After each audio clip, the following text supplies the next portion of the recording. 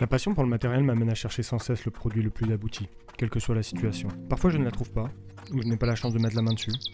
D'autres fois par contre, je tombe sur le produit parfait ou presque.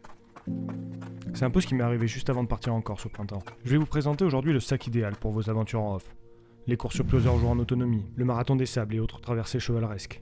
Donc aujourd'hui on va parler en détail de ce sac Instinct dont je voulais vous parler depuis longtemps, que j'ai pas mal utilisé. Juste comme d'habitude quand je parle de matos, j'aime bien un peu poser le contexte. C'est un sac que j'ai eu au printemps dernier, je dirais, que j'ai commencé à avoir à ce moment-là. J'ai commencé à tester un petit peu en amont de mon voyage en Corse et je l'ai eu sur tout mon voyage en Corse. C'est celui-là que j'ai utilisé pendant les 3 semaines que j'étais en Corse. Donc je l'ai utilisé de façon assez intensive sur 2 GR20. Je l'ai ensuite utilisé énormément cet été en fait quand j'étais en tournage sur le terrain, beaucoup en montagne, quasi pas quotidiennement mais toutes les semaines en tout cas je l'utilisais, ça c'est clair. Donc c'est pour moi le sac parfait pour l'utilisation pour laquelle il a été pensé. Je vais détailler tout ça en détail aujourd'hui évidemment. Quand on parle de contexte de test, faut parler aussi, souvent j'aime bien, moi c'est aussi ça qui fait je pense l'intérêt de mes vidéos, en tout cas j'espère, c'est que j'arrive à avoir quand même assez de recul sur les produits. En tout cas je peux les comparer par rapport à un peu tout ce qui se fait sur le marché quand je teste une chaussure ou un sac par exemple. Là c'est un peu le cas, alors c'est un peu moins le cas que d'habitude parce que finalement j'ai pas testé énormément de choses chez la concurrence. Là j'ai le sac Fastpack 25 de Ultimate Direction que j'avais sur le tour des écrans l'année dernière. Voilà, c'est un des concurrents directs de ce sac-là Instinct. Celui-là, je l'ai testé. Par contre, j'ai pas testé, par exemple, la gamme XA chez Salomon. J'ai pas testé le Red Light aussi, qui est beaucoup porté, notamment sur le Marathon des Sables. Là, par contre, j'ai eu pas mal de retours à la fois sur la gamme XA, à la fois sur le Red Light. Je sais que la gamme XA fait pas forcément l'unanimité chez tout le monde, notamment en termes de maintien. Le Red Light, pareil, il est pas parfait. Il y a pas mal de choses qui tombent au fond du sac quand on le remplit. Enfin, il y a aussi des petits défauts. Donc j'ai quand même une idée de ces produits, je les ai regardés en détail, je les ai eus en main pour certains.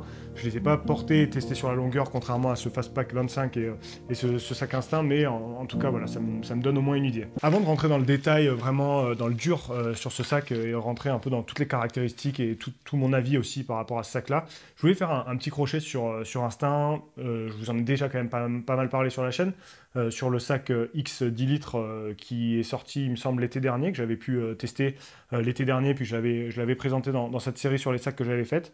Et puis aussi évidemment de la ceinture Instinct, qui est certainement ma préférée aujourd'hui sur le marché. Instinct, c'est quand même une marque, en fait, plus j'apprends à la connaître, ça reste une petite marque, faut bien avoir conscience de ça, mais plus j'apprends à la connaître, plus je m'attache à cette marque, en fait. Qu'on peut pas enlever à Instinct, c'est que c'est eux qui vont vraiment les plus loin dans la conception des produits, de l'ergonomie. Je vous ai déjà beaucoup parlé de l'ergonomie, qui était un point essentiel des produits Instinct, mais vraiment, ils vont chercher le moindre petit détail. C'est assez inspirant, en fait, je trouve, pour quelqu'un comme moi qui aime vraiment beaucoup le matos, de voir une marque comme ça qui s'investit autant pour aller chercher les petits détails, pour essayer de développer des produits vraiment les plus aboutis possibles. Voilà, c'est quand même assez passionnant. Là, typiquement, moi j'ai reçu cette première version du sac, comme je vous le disais, au printemps. En fait, il y a déjà la version, si vous allez acheter le sac dans les semaines qui viennent, par exemple, vous n'allez pas avoir exactement cette version. Il y a déjà des petits détails qui ont été modifiés. Et c'est ça que j'aime vraiment chez cette marque, c'est qu'on sent qu'ils sont vraiment très très passionnés, les gens qui sont derrière. Et voilà, ils vont toujours constamment chercher la petite évolution, le petit détail qui va faire la différence. Et ça, c'est passionnant. C'est passionnant à suivre. Je sais qu'il y a encore plein de produits là qui vont arriver dans le futur. J'ai également un nouveau sac Instinct, d'ailleurs, l'Eclipse 12 litres, que je vais commencer à tester, dont je pourrais vous parler évidemment. Enfin voilà, c'est quand même vraiment intéressant de suivre l'évolution de cette marque, cette petite marque qui est assez à part finalement sur le marché. Rentrons maintenant dans le dur de la vidéo, un peu, voilà, je vais faire le tour un peu en détail de ce sac-là. Je vais commencer d'abord par les caractéristiques techniques. 620 grammes, c'est un sac qui est forcément lourd quand on compare par rapport à ce que je vous ai présenté, le Compressport, les Salomon, tous ces sacs-là qui sont très très légers. Généralement chez Instinct, c'est pas forcément la philosophie.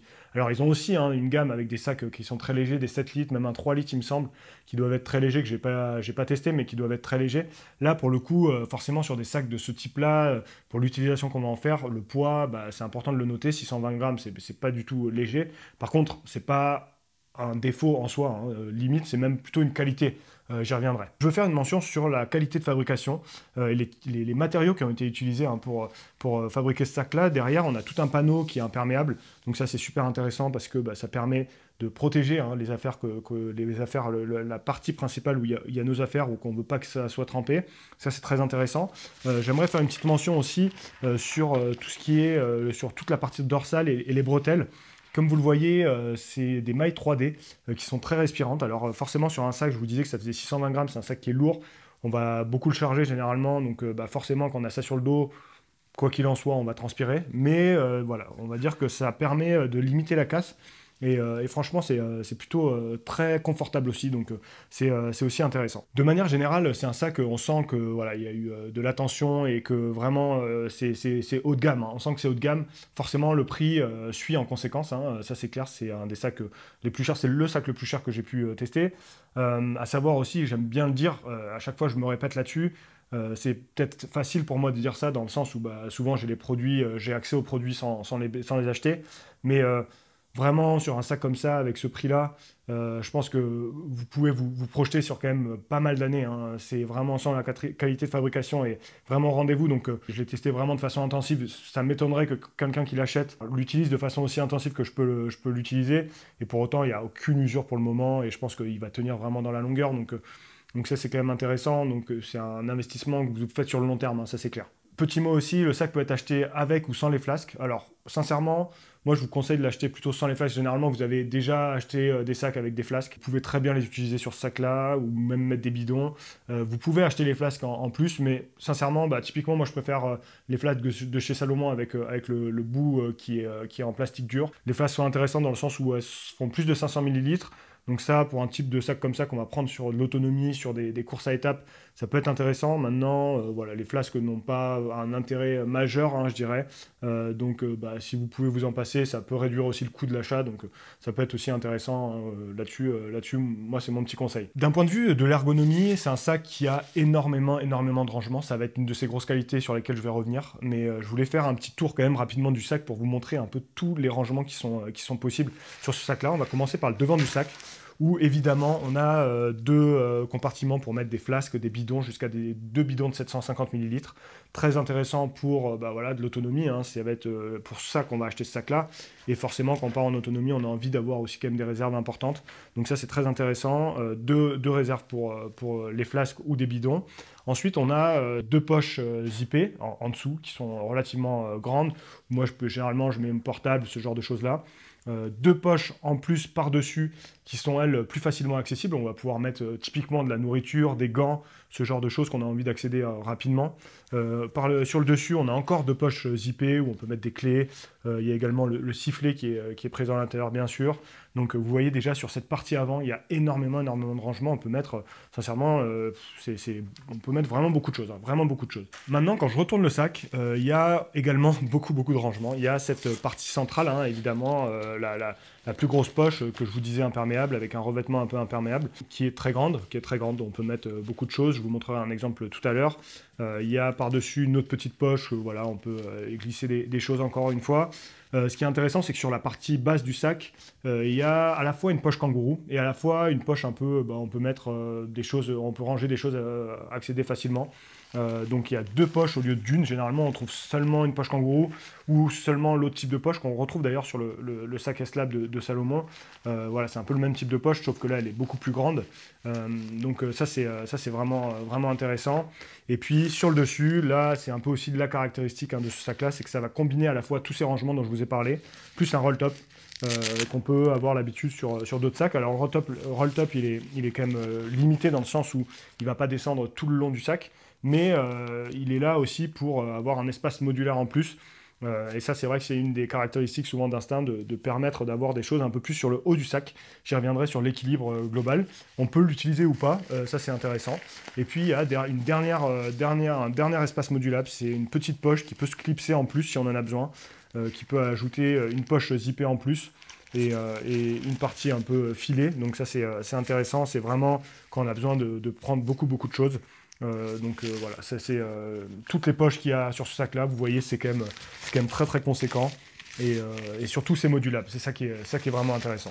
Bon, du coup je voulais faire un petit exemple de typiquement si moi demain je pars pour quelques jours en autonomie en trail, comment je vais m'y prendre avec ce sac et comment ce sac peut être intéressant pour ranger un petit peu tout ce dont j'ai besoin. Donc là, sur la table, c'est vrai que moi, si je pars, certainement, je vais prendre un boîtier avec moi, ce qui ne sera pas forcément votre cas. Donc vous voyez, ça complexifie encore un peu plus l'histoire. Donc souvent, je mets le boîtier dans cette poche imperméable.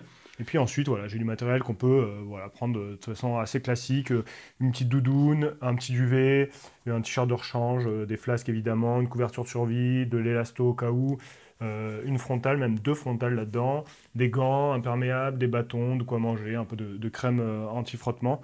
Voilà, un petit peu un panel de ce qu'on peut retrouver. Et puis, je vais remplir maintenant le sac pour vous montrer un petit peu toute l'étendue des possibilités.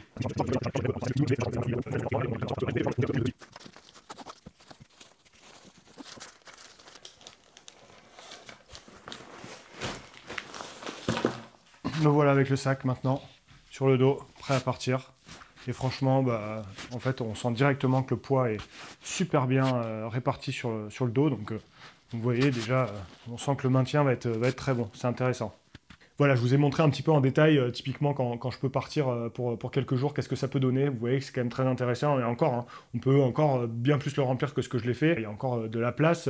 Après, évidemment, plus on va le remplir, plus ça va être un peu compliqué de courir ensuite, etc. Donc l'idée, c'est aussi de toujours partir léger. D'ailleurs, ça va être une thématique dans les mois qui viennent. J'ai envie de faire un peu un focus sur le matériel léger parce que je crois qu'il y a un vrai sujet à faire là-dessus. Mais en tout cas, c'est ça qui est intéressant. Vous voyez qu'il est quand même très extensible, 18-24 litres, ça laisse beaucoup de marge et c'est un sac qui reste polyvalent. J'ai utilisé l'adjectif parfait dans le titre de la vidéo. Alors, parfait, il faut toujours relativiser, hein, il y a toujours des petits défauts à droite à gauche.